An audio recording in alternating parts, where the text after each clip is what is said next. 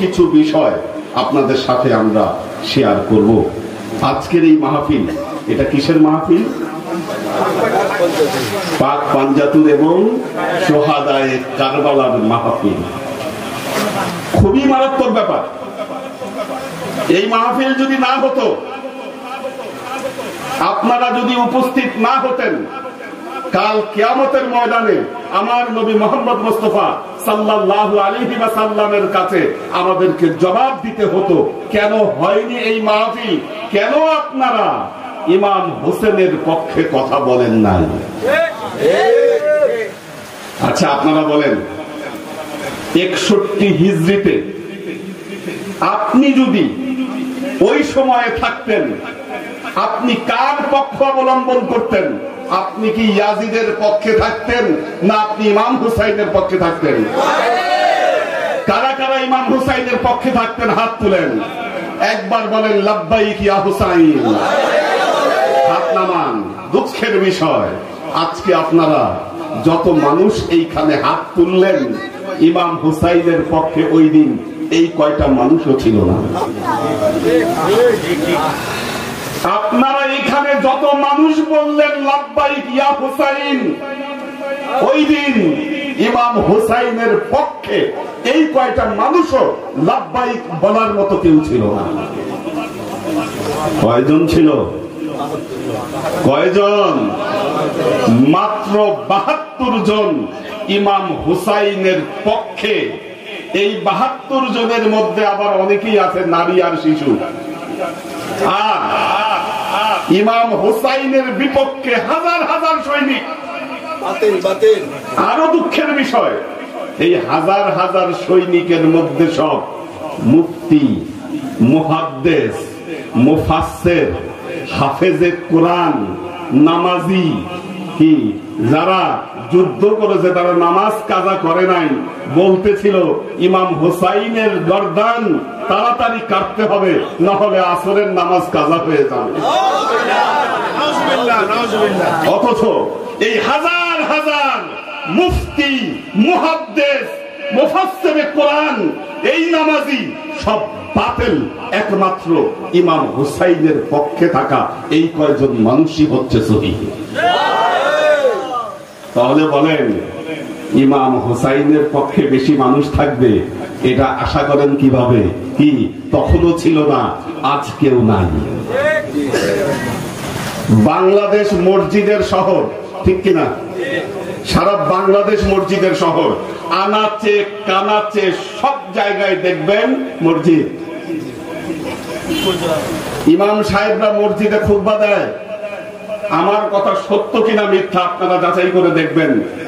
খুতবার বিষয় থাকে কি? আশুরার তাৎপর্য। কিসের তাৎপর্য? আশুরার তাৎপর্য। আশুরার তাৎপর্য কি? আশুরার দিন ওই নবীর অমক হয়েছে, এই নবীর এই ঘটনা ঘটছে, এই নবীকে আল্লাহ আগুন থেকে মুক্তি দিছে, বিভিন্ন কেচ্ছা কাহিনী বলে আশুরার তাৎপর্য শেষ। আর বলে থাকে যেহেতু আল্লাহ হযরত মুসা আলাইহিস সালামকে এই দিন ফেরাউনের হাত থেকে মুক্তি দিয়েছেন, আমরা এই দিন শুকরিয়া আদায় করব। তুমি কি হযরত মুসার উম্মত, না তুমি মুহাম্মদ মুস্তাফা সাল্লাল্লাহু আলাইহি ওয়াসাল্লামের উম্মত? কি কার উম্মত আমরা? কার উম্মত? আপনি মেম্বারে বসে আপনি নবীদের কেচ্ছা কাহিনী শুনাইলেন, আবার শুকরিয়া আদায় করার কথাও বললেন, ইমাম হুসাইনের নামটাও আপনি মুখে আনলেন না। আপনার মতো নেমক হারাম কে হতে পারে? কে ইমাম হুসাইন? কে? আমার নবী যার ব্যাপারে বলেছে হুসাইনুন মিন্নি ওয়া আনা মিনাল হুসাইন। ওগো মানুষেরা জেনে রাখো, হুসাইন আমার থেকে, আমি হুসাইনের জন্য। যে হুসাইনকে কষ্ট দেয় সে আমাকে কষ্ট দেয়।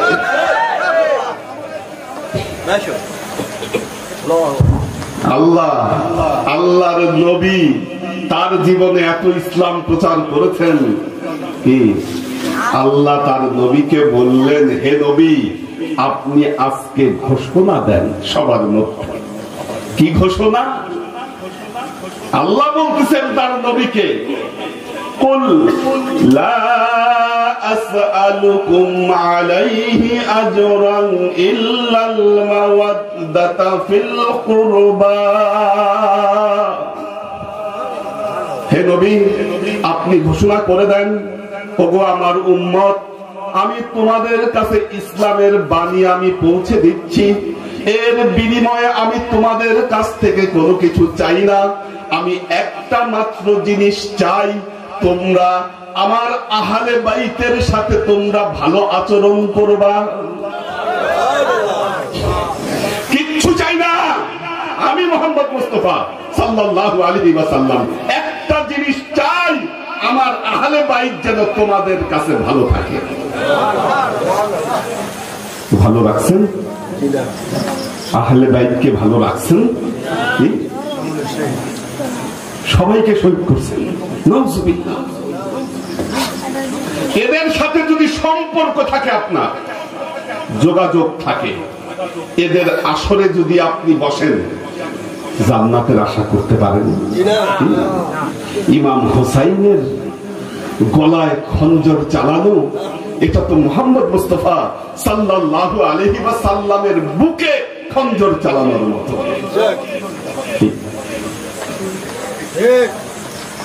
দিনের নবী সেজদায় গেছেন, নামাজের মধ্যে নবী সেজদায়, সেজদা থেকে মাথা উঠায় না। আধা ঘন্টা হয়ে গেছে, আধা ঘন্টা পরে নবী মাথা তুলেছে। সালাম ফিরানোর পর সাহাবায়ে কেরাম জিজ্ঞাসা করলেন, ইয়া রাসূলুল্লাহ, সেজদা এত দীর্ঘ করলেন কেন? আমার নবী বললেন, হাসনাইন আমার ঘাড়ের উপরে বসেছিল, যেন কষ্ট না পায়। হাসনাইন আমার নবী সেজদা থেকে মাথা তুলে নাই, যতক্ষণ না পর্যন্ত হাসান হোসেন নবীর ঘাড়ের মধ্যে বসেছিল, নবী সেজদায় মাথা অবনত করেছিলেন। এনারা এমন সত্তা, তারা মাসুম, কোনো গুনাহ ছিল না, কোনো পাপ ছিল না তাদের, ঠিক কিনা? সূরা আহজাব, আল্লাহর নবী মা উম্মে সালমার ঘরে অবস্থান করতেছেন। আল্লাহ সূরা আহজাবের 33 নম্বর আয়াত নাযিল করলেন, জানালেন, ইউরিদুল্লাহু লিইযহিবা আনকুমুর রিজা আহলাল বাইত ওয়া ইতাহহিরাকুম তাতহীরা। আল্লাহ তার নবীকে জানালেন, ওগো নবী, আল্লাহ তাআলা চেয়েছেন আহলে বাইতের সদস্যদেরকে দ্রুত পবিত্র করবেন এবং তাদের উপর থেকে সমস্ত দোষ ত্রুটিকে আল্লাহ দূর করে দিবেন। কি এই আয়াত কোথায় নাযিল হলো? মা উম্মে সালমার ঘরে। আয়াত নাযিল হওয়ার পর আল্লাহর নবী মাওলা আলীকে ডাকলেন, মা ফাতেমাকে ডাকলেন, হাসান হোসেনকে ডাকলেন। কয়জন? আল্লাহর নবী নিজে 5 জন নবীর গায়ের চাদর খুলে ওনাদেরকে সেই চাদরের মধ্যে ঢেকে নিলেন আর বললেন, হাউলাই আহলে বাইতি, আল্লাহ এরাই আমার আহলে বাইতের সদস্য। কি পাক পাঞ্জাতুন আমরা বলি না? পাক পাঞ্জাতুন মানে হচ্ছে 5টা পবিত্র দেহ, যাদের মতো পবিত্র আর কেউ ছিল না। মা উম্মে সালমা দরজায় দাঁড়ায় বলতেছেন, ইয়া রাসূলুল্লাহ, আমি কি এনাদের অন্তর্ভুক্ত নই? আল্লাহর নবী বললেন, উম্মে সালমা, তুমি এদের অন্তর্ভুক্ত নও, কিন্তু তুমি তোমার স্বীয় মর্যাদায় প্রতিষ্ঠিত। এই ঘটনার পরদিন মা উম্মে সালমা তিনি শুনতে পাইলেন আল্লাহর নবী তার রুমের ভেতরে ঢুকে ডুকরে ডুকরে কাঁদতেছে। কে কাঁদতেছে? দিনের নবী রুমের ভেতরে কাঁদতেছে। মা উম্মে সালমা কান্না শুনে ঘরের ভেতরে ঢুকলেন, ঢোকার পরে দেখলেন আল্লাহর নবী কাঁদতেছে। আল্লাহ নবীকে জিজ্ঞাসা করলেন মা উম্মে সালমা, হে নবী আপনি কাঁদছেন কেন? আল্লাহ নবী বললেন, জানো উম্মে সালমা কি হয়েছে? আজকে আল্লাহ জিব্রাইলের মাধ্যমে হুসাইনের জন্য জান্নাত থেকে একটা জামা পাঠিয়েছে। জামা পাঠানো তো খারাপ কথা না, এটা তো খুব ভালো কথা। কি জামা পাঠিয়েছে?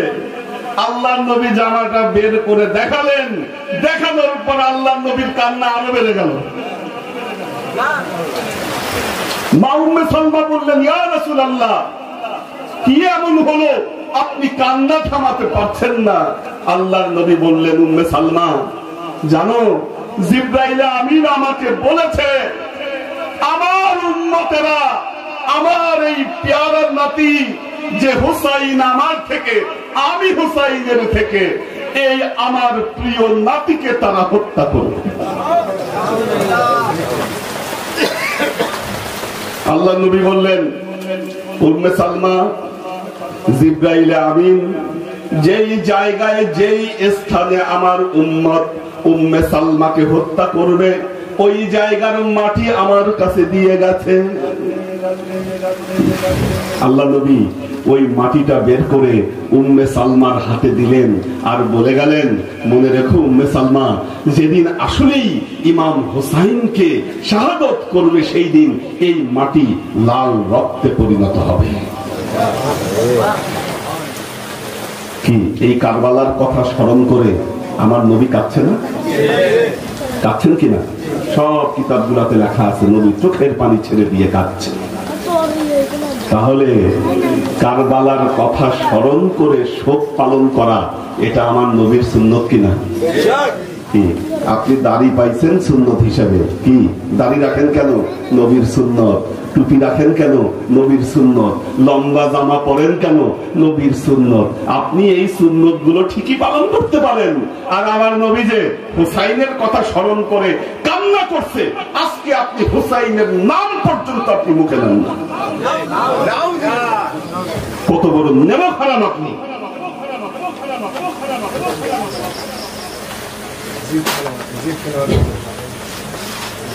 মা ফাতিমা একটু পরে আল্লাহর নবীর ঘরে ঢুকলেন, দেখলেন আল্লাহর নবী কান্না করছেন। মা ফাতেমা আল্লাহর নবীকে জিজ্ঞাসা করলেন, আব্বাজান আপনি এত কাঁদছেন কেন? আল্লাহর নবী বললেন, ওগো ফাতেমা, জিব্রাইল আমিন এসে আমাকে জানিয়েছে তোমার কলিজার টুকরা হুসাইনকে আমার কিছু উম্মত কারবালার ময়দানে শহীদ করে দিবে, শহীদ করে দিবে। মা ফাতেমা বললেন, আব্বাজান তাহলে আপনি আল্লাহকে বলছেন না কেন আল্লাহ যেন এই শাহাদতকে ঠেকায় দেয়? নবী দোয়া করলে কি শাহাদত ঠেকতো কিনা? ঠেকতো কিনা? কিন্তু দেখেন আমার নবী, আমার দিনের নবী কি আল্লাহর নবী বললেন, ফাতেমা আমি হুসাইনকে কোরবানি করছি, হুসাইন আমার কোরবানি, আল্লাহ আমার কাছ থেকে এই কোরবানি চেয়েছে। এই কোরবানির বিনিময়ে কি হবে? হক আর বাতিলের পার্থক্য হয়ে যাবে। আমি আমার আল্লাহর কাছে বলেছি, আল্লাহ তুমি আমার সব উম্মতকে মাফ করে দাও। আল্লাহ বলেছেন মাফ করব, ঠিক আছে, মুনাফিক উম্মত ছাড়া আমি সবাইকে মাফ করে দেব। হক আর বাতিলের মধ্যে পার্থক্য তৈরি করবে হুসাইন, এই জন্য হুসাইনের কোরবানি জরুরি। আচ্ছা দেখেন, খাজা মঈনুদ্দিন চিশতি আজমিরি নাম শুনছেন না? কোথায় ওনার মাজার? কোথায়? ভারতের আজমিরে না? খাজা মঈনুদ্দিন চিশতি যখন ভারতে আসলেন, ওনার জন্য আন্না সাগরের পানি বন্ধ করে দিল। উনি ওনার লোটার মধ্যে আন্না সাগরের পানি নিয়ে আসলেন। কি নিয়ে আসছেন না? কিন্তু কারবালার ময়দানে যখন ইমাম হুসাইনের পানি বন্ধ করলো, উনি কি পারতেন না ফোরাত থেকে সব পানিগুলো নিয়ে আসতে? কেন করলেন না? উনি তো আল্লাহর ওলি, ওনার চাইতে তুই হুসাইনের পাওয়ার বেশি। ইমাম হুসাইন করেন নাই, কারণ ইমাম হুসাইন জানতেন আমাদের পেয়ারা নবী বলে গেছে এই ঘটনা ঘটবে। কি এই ঘটনা ঘটবে, ঘটতে দিয়েছেন, কারণ ঘটতে না দিলে হক আর বাতিলের মধ্যে পার্থক্য তৈরি হবে না। এই জন্য মনে রাখবেন ভাইরা, আহলে বাইতকে কারা মহব্বত করেন? এখানে হাত তুলেন। মাশাআল্লাহ, নারায়ে তাকবীর, নারায়ে রিসালাত, নারায়ে হায়দারি। মাশাআল্লাহ, হাত নামান। দেখেন সুন্দর চেহারা, জান্নাতে যেতে পারবে না। সুললিত কণ্ঠে নামাজ পড়ায়, জান্নাতে যাওয়ার উপায় নাই। কি পাক্কা নামাজি, আমলের অভাব নাই, নামাজ আছে, রোজা আছে, সব আছে, কি মুক্তি পাবে? কারণ আল্লাহ দেখেন কালামে পাকে বলছেন আমেলাতুন নাসিবা তাসলা নারান হামিয়া। অনেক বড় বড় আমলকারী কাল কিয়ামতের ময়দানে আল্লাহ ধরে জাহান্নামে নিক্ষেপ করবে। আল্লাহর কসম করে বলছি, আহলে বাইতের মহব্বত অন্তরে না থাকলে আপনি জান্নাতের গন্ধও পাবেন না। দলিল দলিল আপনারা জানেন আল্লাহর নবী বিদায় হজের ভাষণ দিয়েছিলেন। কি বিদায় হজের ঠিক 9 দিন পর 18ই জিলহজ আল্লাহর নবী আরেকটা ভাষণ দিয়েছিলেন। কি আরেকটা ভাষণ দিয়েছিলেন? যেই জায়গায় এই ভাষণ দিয়েছিলেন আমি সেই জায়গায় গিয়েছি, আমি নিজে গিয়েছি সেই জায়গায়। সেই জায়গায় মসজিদ বানানো আছে, কিন্তু সৌদি সরকার ওই জায়গায় এখন কাউকে যাইতে দেয় না। কেন যাইতে দেয় না জানেন? কারণ যদি আপনারা ওই জায়গায় যান, ওই জায়গার ইতিহাস যদি জেনে যান, এই বাতিল গুলা যে ব্যবসায়ী, কি এদের সব জারিজুরি ফাঁস হয়ে যাবে। কি জারিজুরি ফাঁস হয়ে যাবে। এই জন্য ওখানে কাউকে যাইতে দেয় না। এই যে আল্লাহর নবী বিদায় হজের পর এত গুরুত্বপূর্ণ ভাষণ দিলেন, এই ভাষণের কথা মোল্লা মৌলবী সব জানে, কেউ বলে না, বলে না। কিতাবের মধ্যে লুকায়ে রাখছে, একদিনও মেম্বারে বলে না, মানুষ যেন না জানে। কি এই জন্য এইটাকে কবর দেওয়ার যত রকম চেষ্টা, এতই ভয় পায়। কেউ যখন মুখ ফেটে এগুলো বলতে চায়, বলে এই যে শিয়া পাইছি একটা শিয়া।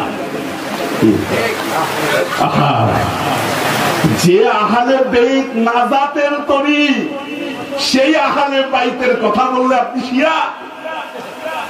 হায় রে আল্লাহ, আহলে বাইতকে মহব্বত যদি শিয়াবাদ হয়, তাহলে আমি সেই শিয়াই হইতে চাই। কারণ আহলে বাইত নাজাতের তরি, আমার নবী বলছে এ নূহের কিস্তি আহলে বাইত। যে আহলে বাইতে আরোহণ করবে সেই মুক্তি পাবে। একটা জিনিস মনে রাখবেন, আপনারা হয়তো ভাবেন হুজুর আমরা তো মাত্র কিছু সংখ্যক মানুষ আহলে বাইতকে মহব্বত করি, কি সমাজের বাকি মানুষ কেউ তো পাক পাঞ্জাতুনের কথা বলে না, জিক্রে পাক পাঞ্জাতুন করে না, পাক পাঞ্জাতুনের কথা মসজিদ গুলার মেম্বারে মেম্বারে বলা হয় না, তারা কি জান্নাতে যাবে না? আচ্ছা, আল্লাহ কি ঠেকা পড়ছে আপনাকে জান্নাত দেওয়ার? বলেন। আর একটা জিনিস মনে রাখবেন, জান্নাত হলো ভিআইপি জায়গা, ঠিক কিনা?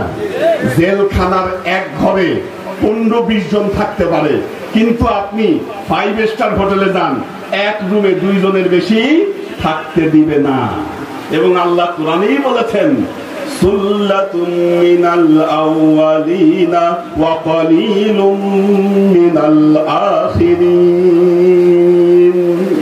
পূর্বের জামানা থেকে অনেক লোক জান্নাতে যাবে, কিন্তু শেষ জামানা থেকে খুব কম সংখ্যক মানুষ জান্নাতে যাবে। কি আহলে বাইতের মহব্বত না থাকলে কি জান্নাতে যেতে পারবেন না। ওই যে ভাষণ আল্লাহর নবী দাঁড়ায় বললেন লাকাত তারাকতু ফীকুমুস সাকালাইন কিতাবাল্লাহ ইতরাতি ওয়া আহলে বাইতি। আমি তোমাদের কাছে দুটো গুরুত্বপূর্ণ জিনিস রেখে যাচ্ছি, আমার কিতাব, আল্লাহর কিতাব, আর আহলে বাইত।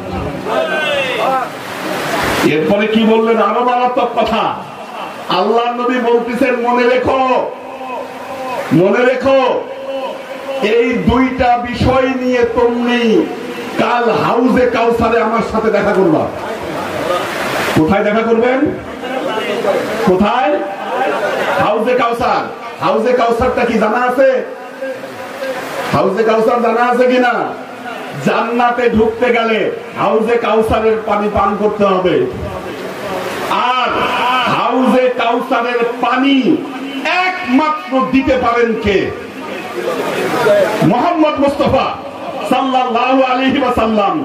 এই নবী বলে গেলেন কাল কিয়ামতের ময়দানে হাউজে কাউসারে তোমরা কুরআন আর আহলে বাইতকে নিয়ে আমার সাথে দেখা করতে হবে। আমি তখন জিজ্ঞাসা করব, কে বললেন?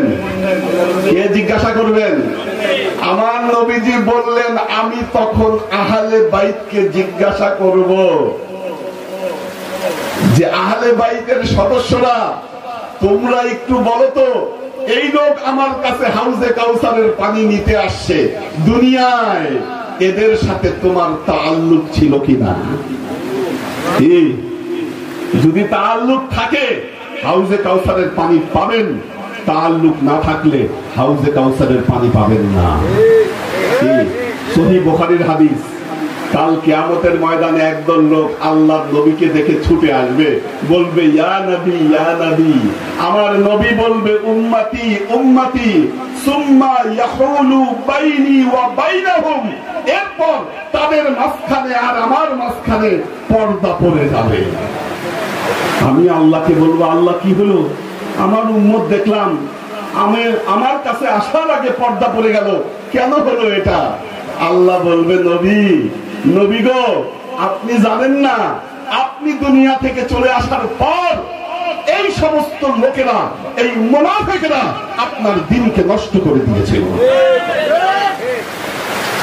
আচ্ছা, আপনি যখন হাউজে কাউসারের পানি পান করতে যাবেন, এই সময়ে এই মাহফিলে যারা আছেন, যে কয়জন আছেন, যে কয়জন আছেন, আপনারা শুরুতে হাত তুলে বলেছেন আপনারা আহলে বাইতকে মহব্বত করেন, ঠিক কিনা? মহব্বত করেন। আচ্ছা, ইমাম হোসাইন কি দেখতেছে না? রুহানি ভাবে ইমাম হোসাইনের কাছে এই খবর আছে কিনা যে কুমিল্লার বুড়িচং কৃষ্ণনগর দক্ষিণ পাড়া 6 গ্রাম এই জায়গায় হাই বক্সিয়া দরবারে ইমাম হোসাইনের স্মরণে কি তার নবীর কিছু উম্মত আজকে একত্রিত হয়েছে, এই খবর ইমাম হোসাইনের কাছে আছে কিনা?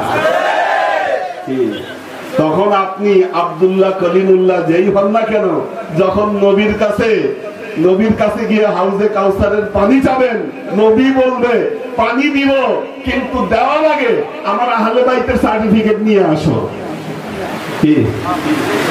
হয়তো এই মাহফিলের ওসিলায় বলতে পারবেন, হয়তো এই মাহফিলের ওসিলাই বলতে পারবেন, ইয়া রাসূলুল্লাহ, আমি আহলে বাইতকে মহব্বত করতাম, প্রমাণ আছে। প্রমাণটা কি? আপনি ফেরেশতাদেরকে জিজ্ঞাসা করেন যে আজকে 10 তারিখ রাতে আমি ওই বুড়িচং জেলায় হাই বক্সিয়া দরবারে তোমার ইমাম হোসাইনের জিকিরে আমি সেই জায়গায় হাজির হয়েছিলাম। আমি ইমাম হোসাইনের জন্য আমার বুকের একটা দীর্ঘশ্বাস আমি ফেলেছি। বলতে পারবেন কিনা? আহা, ইমাম হোসাইন। আল্লাহর নবী চলে যাওয়ার পর ইয়াজিদ হলো খলিফা। কি হলো খলিফা? কে? নামটা আবার বলেন জোরে। ইয়াজিদ ইবনে মুয়াবিয়া। ইয়াজিদ ইবনে মুয়াবিয়া, তার নাম হলো ইয়াজিদ, সে হলো হযরত মুয়াবিয়ার সন্তান। ইয়াজিদ ইবনে মুয়াবিয়া হলো খলিফা। খলিফা হওয়ার পর ইমাম হোসাইনকে বলতেছে, ইমাম হোসাইন, আপনাকে আমার হাতে বয়াত পড়তে হবে। বলেন নাউজুবিল্লাহ। কত বড় বেয়াদব, কত বড় বেয়াদব! বলে বয়াত পড়তে হবে আমাকে, আমার হাতে কাকে বয়াত করতে হবে? হোসাইনকে। যে নবী হোসাইনের প্রতিনিধি, যে হোসাইন নবীর প্রতিনিধি, তাকে বলে বয়াত করতে হবে। অথচ সে হলো ফাসেক, বেনামাজি, মদখোর, বানর নাচাতো। কি আজকে দেখবেন আমাদের কিছু আলেম ইউটিউবে খুঁজলে পাবেন, বলতেছে না ইয়াজিদের কোনো দোষ নাই, ইয়াজিদকে কাফের বলা যাবে না, ইয়াজিদকে ফাসেক বলা যাবে না। বলেন নাউজুবিল্লাহ। আমাদের চার ইমাম কি কি সুন্নি মাযহাবের প্রসিদ্ধ চার ইমাম, ইমাম আবু হানিফা রাহমাতুল্লাহ আলাইহি, ইমাম শাফিঈ, ইমাম মালিকি, ইমাম হাম্বল, নাম শুনছেন না? এদের মধ্যে তিনজন বলছে ইয়াজিদ ফাসেক, আর ইমাম মালিক বলছে ইয়াজিদ কাফের। শুধু সে না, তাকে যারা সহযোগিতা করে বায়াতকে আমি কবুল করব না। এই সময় ইমাম হুসাইন ছিলেন মদিনায়, তিনি মদিনা ছেড়ে মক্কার উদ্দেশ্যে চলে গেলেন। ওনার উদ্দেশ্য ছিল উনি মক্কায় গিয়ে হজ করবেন। এই খবর যখন ইয়াজিদের কাছে আসলো, ইয়াজিদ সৈন্য পাঠিয়ে দিল, বলল হয় ইমাম হুসাইনকে গ্রেফতার করো, আমার কাছে নিয়ে আসো, অথবা তাকে আমার বয়াত গ্রহণে বাধ্য করো, অথবা তাকে হত্যা করো। ইমাম হুসাইন বাইতুল্লাহ জিয়ারত করতেছেন আর দেখতেছেন ইহরামের কাপড়ের মধ্যে ছুরি ঢুকায় ওনাকে হত্যা করার জন্য চতুর্দিকে ঘুরে বেড়াচ্ছে। এই অবস্থা যখন তিনি দেখলেন, তিনি বুঝলেন যে আমার আর মক্কায় থাকা ঠিক হবে না, আমি নিরাপদ কোনো জায়গায় চলে যাই। উনি হজের নিয়ত বাদ দিয়ে হজকে ওমরায় পরিণত করে মক্কা থেকে তিনি বের হয়ে আসলেন। একটু চিন্তা করেন, যে নবী দ্বীন নিয়ে আসলো, সেই নবীর নাতি তিনি কোন জায়গায় গিয়ে শান্তিতে টিকতে পারছেন না, কোন সময়ে ওনাকে হত্যা করে এই ভয়ে তিনি ব্যতিব্যস্ত হয়ে তিনি ঘুরে বেড়াচ্ছেন। কি মারাত্মক কথা! এইদিকে কুফাবাসীরা ইমাম হুসাইনকে চিঠির পরে চিঠি দিতে থাকলো যে আমরা আপনার হাতে বয়াত গ্রহণ করতে চাই, আপনি কুফাতে আসেন। ইমাম হুসাইন তার ভাই মুসলিম বিন আকিলকে কুফায় পাঠিয়ে দিলেন, এবং কুফায় পাঠিয়ে দিয়ে তিনি দেখলেন যে না, আসলেই কুফাবাসীরা ইমাম হুসাইনের হাতে বয়াত করতে চায়। মুসলিম বিন আকিল ইমাম হুসাইনের কাছে চিঠি লিখে দিলেন, বললেন আপনি কুফায় চলে আসেন। ওনাদের চিঠি পেয়ে ইমাম হুসাইন কুফার উদ্দেশ্যে রওনা দিলেন। ইতিমধ্যে দেখা গেল যে ইয়াজিদের কাছে যখন এই খবর আসলো, ইয়াজিদ ইবনে জিয়াদকে কুফায় পাঠিয়ে দিল। ইবনে জিয়াদ কুফায় এসে মুসলিম বিন আকিলকে হত্যা করল, শাহাদত বরণ করাই দিল। এতে কুফার পরিবেশ পরিবর্তন হয়ে গেল। ইমাম হুসাইনের কাছে এই খবর পৌঁছায় নাই যে কুফার অবস্থা পরিবর্তন হয়ে গেছে। ইমাম হুসাইন কুফার দিকে রওনা দিয়ে দিয়েছেন। 2 তারিখ ইমাম হুসাইন কারবালার ময়দানে গিয়ে পৌঁছাইলেন। কয় তারিখ? মুহররম মাসের 2 তারিখ কারবালার ময়দানে গিয়ে পৌঁছাইলেন। ইয়াজিদের সাথে যোগাযোগ করার চেষ্টা করা হলো। ইমাম হুসাইন বললেন আমাকে 3টা কাজ করতে দাও, হয় আমাকে মদিনায় ফিরে যেতে দাও, অথবা আমাকে পার্শ্ববর্তী কোন রাষ্ট্রে চলে যেতে দাও, অথবা আমাকে ইয়াজিদের কাছে নিয়ে যাও। আমি যদি ইয়াজিদের সামনে দাঁড়াই, আমার বিশ্বাস ইয়াজিদ আমার সাথে বেয়াদবি করার সাহস পাবে না। ওবায়দুল্লাহ বিন জিয়াদ বলল, ইমাম হুসাইন আপনার কাছে 2টা পথ খোলা। এক হলো আপনি হয় ইয়াজিদের বায়াত গ্রহণ করেন, অথবা আমরা শক্তি প্রয়োগ করে আপনাকে হত্যা করব। ইমাম হুসাইন বললেন, দেখো ইবনে জিয়াদ, আমি যুদ্ধ করতে আসি নাই, আমার সাথে মাত্র 72 জন, আমাদের সাথে কোনো অস্ত্র নাই, আমি তো যুদ্ধ করতে আসি নাই, তোমরা আমার সাথে যুদ্ধ করবা কেন? ইবনে জিয়াদ বলল, আমাকে যদি কুফার শাসনে টিকে থাকতে হয় তাহলে আপনাকে আপনার বায়াত আদায় করতে হবে, নইলে আমি কুফার শাসনে টিকে থাকতে পারবো না। মুহররম মাসের 7 তারিখ ফোরাত নদীর পানি বন্ধ করে দিল। মরুভূমিতে গেলে বুঝবেন, মরুভূমিতে পানি ছাড়া মানুষ এক মুহূর্ত বাঁচতে পারে না। যার হাতে হাউজে কাউসারের চাবি, কি তার নাতির জন্য পানি বন্ধ করে দিল।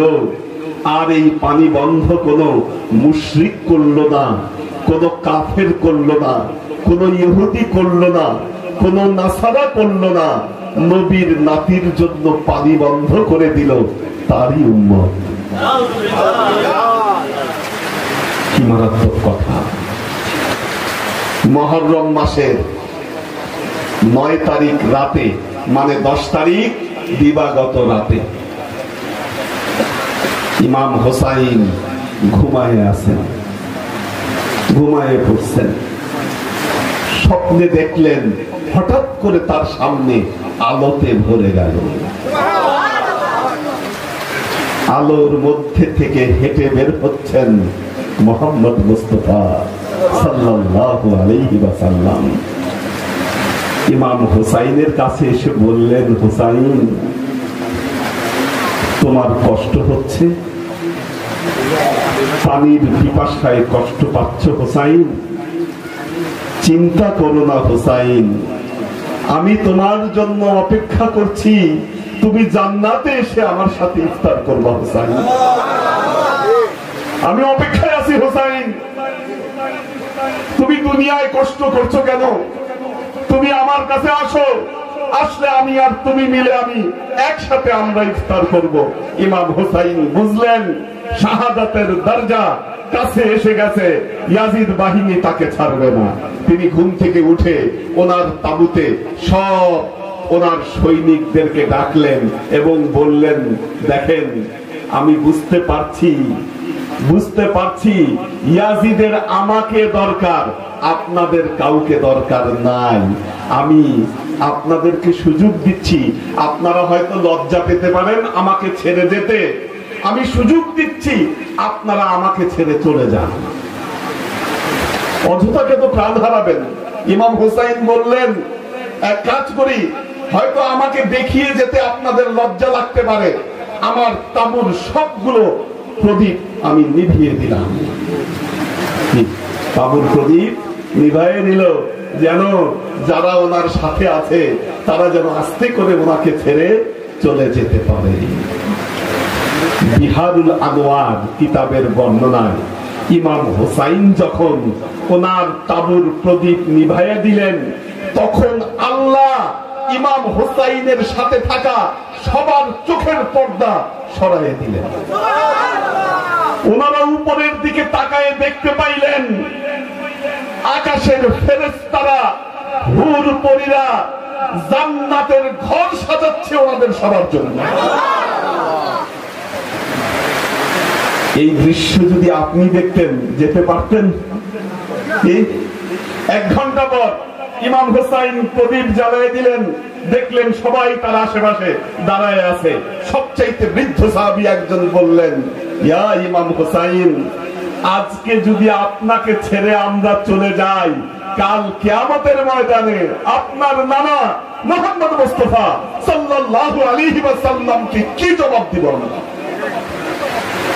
ইমাম হোসাইন বুঝলেন যারা আছে তারা কোনোভাবেই ইমাম হোসাইনকে ছেড়ে যাবে না।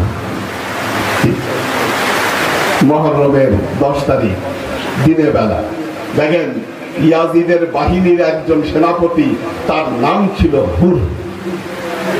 কি নাম ছিল? মনে রাখবেন এই নামগুলো। হুর ইবনে ইয়াজিদ।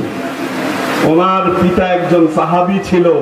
হুর রাতে স্বপ্নে দেখলো তার পিতা এসে বলছে,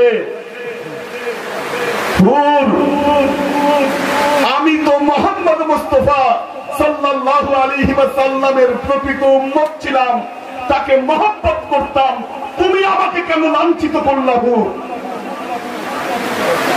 তুমি ইমাম হুসাইনের পানি বন্ধ করে দিয়েছো, নবীর কাছে তুমি আমাকে লাঞ্ছিত করেছো, অপমানিত করেছো হুর। আমি দেখতে পাচ্ছি তুমি তোমার জন্য জাহান্নামকে নিশ্চিত করে ফেলেছো। যাও, তুমি এখনই তওবা করো, তুমি ফিরে আসো। মুহররমের দিন 10 তারিখ সকালে সর্বপ্রথম হুর ঘোড়ার পিঠে উঠে ঘোড়া চালায় ইমাম হুসাইনের তাঁবুর দিকে যাত্রা করলো। ইমাম হুসাইনের তাঁবুর সবাই মনে করলো হুর মনে হয় ইমাম হুসাইনকে হত্যা করতে আসতেছে। সবাই তলোয়ার নিয়ে যখন দাঁড়ালো, হুর তার হাত থেকে ঢাল তলোয়ার সব ফেলে দিল এবং ঘোড়া থেকে নেমে ইমাম হুসাইনের পায়ে পড়ে গেল। বলল, ইয়া হুসাইন, আমি তওবা করতে চাই। আমি যদি এই মুহূর্তে তওবা করি, আল্লাহ কি আমার তওবা কবুল করবেন? ইমাম হুসাইন বললেন, অবশ্যই আল্লাহ তোমার তওবা কবুল করবেন। যুদ্ধ শুরু হলো। যুদ্ধ শুরু হলো। একে একে ইমাম হুসাইনের সাথে থাকা সব সৈনিকদেরকে নির্মম ভাবে হত্যা করা হলো। থাকলো শুধুমাত্র আহলে বাইতের সদস্যরা। পানি নাই, অস্ত্র নাই, খাবার নাই। শিশু আসগার, নাম শুনেছেন কিনা? শিশু আসগার, ইমাম হুসাইনের শিশু সন্তান আসগার, তিনি পানির জন্য কাঁদতেছেন।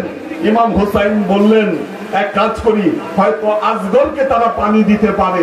ইমাম হুসাইন আসগরকে কোলে নিয়ে ইবনে জিয়াদের সেনাপতির কাছে গিয়ে বললেন, আমার জন্য না হোক, আমার এই সন্তানের জন্য তোমরা পানি দাও, পানি দাও। ওবায়দুল্লাহ বিন জিয়াদ দেখলো, যদি আসগরকে দেখে তাহলে তার সৈন্যদের মধ্যে বিদ্রোহ হতে পারে। তার আরেক সৈনিক হারমালা বিন কাহেল তাকে বলল, এখনই তীর মারো আসগরের বুকে। 3 ফলাওয়ালা তীর আসগরের বুককে বিদ্ধ করলো। ইমাম হুসাইনের শরীর আসগরের রক্তে ভরে গেল। ইমাম হুসাইন ওই রক্ত নিয়ে তিনি উপরের দিকে ছুঁড়ে মারলেন আর বললেন, হাউলু মা ইউনজালা বিহি ইন্নাহু বিআইনিল্লাহ। হায় আল্লাহ, আমার নবীর উম্মত আজকে আমার সাথে যা করলো, আল্লাহ আজকে আমার সাথে যা হলো, আমি আল্লাহ তোমার কাছে এটাকে উপস্থাপন করলাম, আমি তোমার কাছে বিচার দিলাম। ফিরে এসে শিশু আসগরকে মায়ের কাছে ফিরিয়ে দিলেন। বললেন, আমি আসগরের জন্য পানি আনতে পারি নাই, কিন্তু তাকে শাহাদাতের পেয়ালা পান করায় নিয়ে আসলাম। হযরত আলী আকবর তিনি শহীদ হলেন। আলী আকবর শহীদ হলেন। আব্বাস আলমদার তিনি শহীদ হলেন।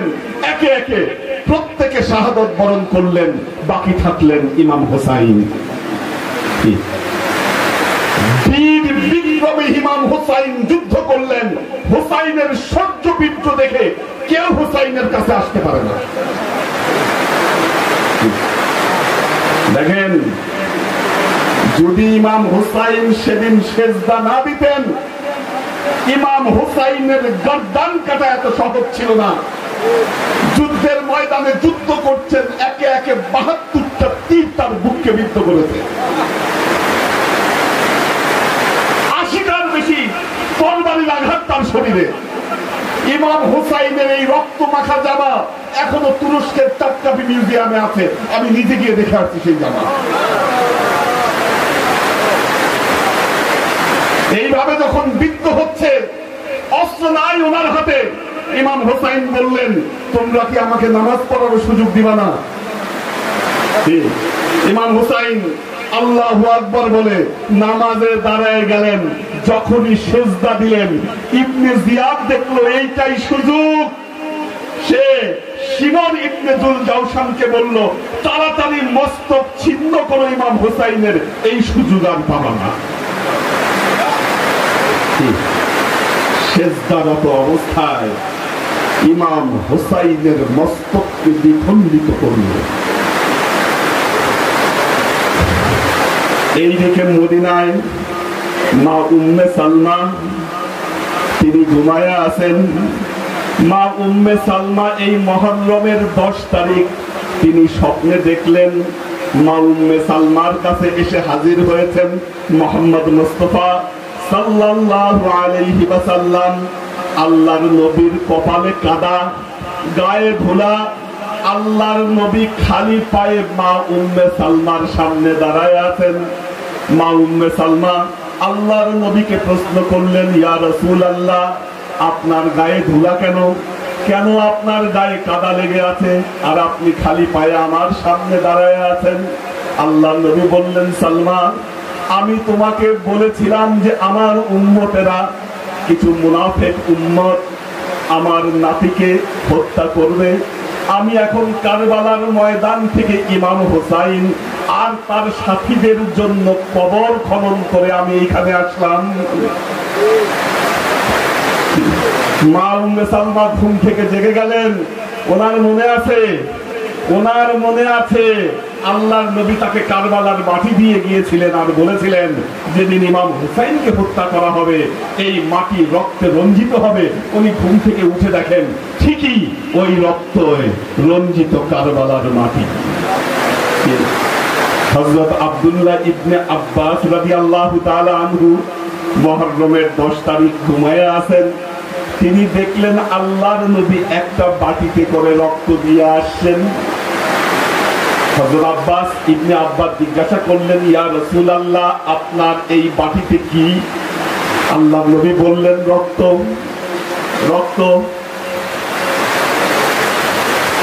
ইবনে আব্বাস জিজ্ঞাসা করলেন, রক্ত কেন ইয়া রাসূলুল্লাহ? আল্লাহর নবী জবাব দিলেন, ইবনে আব্বাস, আমি কারবালার ময়দান থেকে ইমাম হোসাইন এবং তার সাথীদের রক্ত সংগ্রহ করে এখানে এসেছি। ইবনে আব্বাস জিজ্ঞাসা করলেন, আপনি রক্ত দিয়ে কি করবেন? রক্ত দিয়ে আপনি কি করবেন? আল্লাহর নবী জবাব দিলেন, ইবনে আব্বাস, আমি এই রক্ত নিয়ে আল্লাহর কাছে যাচ্ছি। ইমাম হোসাইনের রক্তের বিচার চাইতে আমি যাচ্ছি আল্লাহর কাছে। আল্লাহর আশিক ও সালেক বৃন্দ, আমার বক্তব্য এখানেই শেষ করব। মনে রাখবেন, কাতলে হোসাইনের মাধ্যমে ইসলামের দুটো ধারা তৈরি হয়েছিল। কয়টা ধারা? দুইটা ধারা তৈরি হয়েছিল। একটা দামেস্কের ইসলাম, একটা মদিনার ইসলাম, ঠিক কিনা? একটা হোসাইনি ইসলাম, একটা ইয়াজিদি ইসলাম। হোসাইনি ইসলাম হক, ইয়াজিদি ইসলাম বাতিল। মদিনার ইসলাম হক, দামেস্কের ইসলাম বাতিল। যারা মদিনার ইসলাম, তারা ওলিয়া উলিয়াতে বিশ্বাস করে, পীর মুরিদিতে বিশ্বাস করে, কারণ বেলায়েতের